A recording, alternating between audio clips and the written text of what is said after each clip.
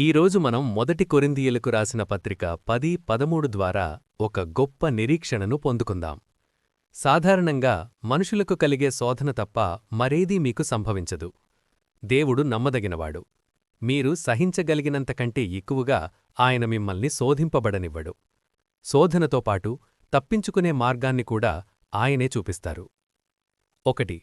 ఆత్మహత్యల లోకం. నిరీక్షణలేని పరిస్థితి. ప్రపంచంలో ప్రతిరోజూ వేల సంఖ్యలో ప్రజలు ఆత్మహత్యలు చేసుకుంటున్నారు.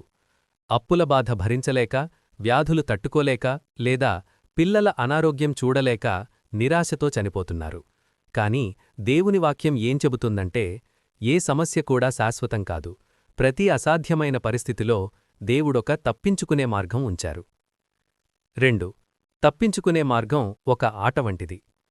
మనం పేపర్లలో చూసే ఒక చిన్న ఆటలాగా, అంటే ఒక తోవను వెతకడంలాగా, దేవుడు మన సమస్యల మధ్య ఒక మార్గాన్ని ఉంచుతారు. మొదట మనకది కనపడకపోవచ్చు, కానీ జాగ్రత్తగా వెతికితే దేవుడు చూపించే ఆ మార్గం ద్వారా మనం బయటపడతాం.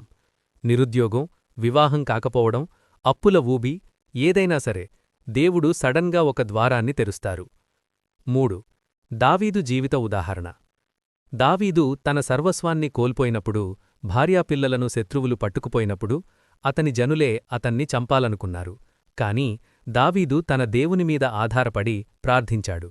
దేవుడతనికి మార్గం చూపారు.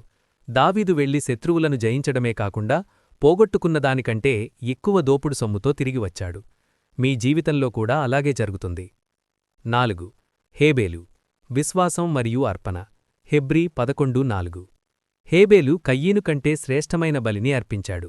ఇక్కడ విషయం డబ్బు కాదు, విశ్వాసం. పేదవాడైనా సరే విశ్వాసంతో ఇస్తే అది గొప్ప అర్పణవుతుంది. దేవుని దగ్గర కానుకలు వేసేటప్పుడు దేవుడు మీ వద్ద ఉన్న ధనాన్ని చూడరు, మీ హృదయంలోని విశ్వాసాన్ని చూస్తారు. పేద విధవరాలి ఉదాహరణ.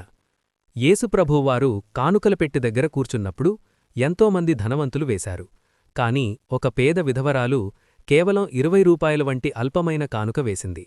అయితే ఆమెకున్నదంతా వేసింది కాబట్టి ఆమె అందరికంటే ఎక్కువ వేసిందని ప్రభువు చెప్పారు. పేదరికం మిమ్మల్ని దేవునికి ఇవ్వకుండా ఆపకూడదు. ఎలీషా ప్రవక్తను కూడా దేవుడు ఒక పేద విధవరాలి దగ్గరికే పంపారు.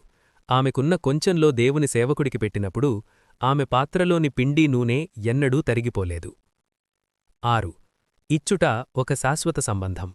హేబేలు చనిపోయినా అతని విశ్వాసం ఇప్పటికీ మాట్లాడుతోంది.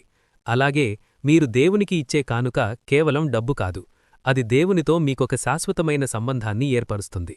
మీ కానుక మీ పిల్లల కోసం, మీ భవిష్యత్తు కోసం దేవుని దగ్గర సాక్ష్యం చెబుతుంది. మీ గతాన్ని బట్టి లోకం మిమ్మల్ని నిర్ణయించవచ్చు, కాని దేవుడు మిమ్మల్ని నీతిమంతులుగా సాక్ష్యమిస్తారు. 7. అబ్రహాము. వాగ్దానాన్ని నెరవేర్చిన దేవుడు. అబ్రహాము తన ఏకైక కుమారుడైన ఇస్సాకును బలి ఇవ్వడానికి వెనుకాడలేదు. ఎందుకంటే దేవుడు మృతులను సైతం లేపగలడని అతను నమ్మాడు. ఫలితంగా దేవుడతనికి ఒక్క ఇస్సాకును తిరిగి ఇవ్వడమే కాకుండా ఆకాశ నక్షత్రాలంతమంది సంతానాన్ని ఇచ్చాడు. మీ విశ్వాస విత్తనంలోనే మీ వాగ్దానం దాగి ఉంది. కష్టాలు వచ్చినప్పుడు అధైర్యపడకండి. దేవుని చిత్తాన్ని నెరవేర్చిన తర్వాత వాగ్దానాన్ని పొందుకోవడానికి మీకు ఓపిక అవసరం. పంట రావడానికి కొంత సమయం పడుతుంది, కాని దేవుడు మీ విత్తనాన్ని ఎన్నడూ మరిచిపోరు. ఈరోజే మీ నిరీక్ష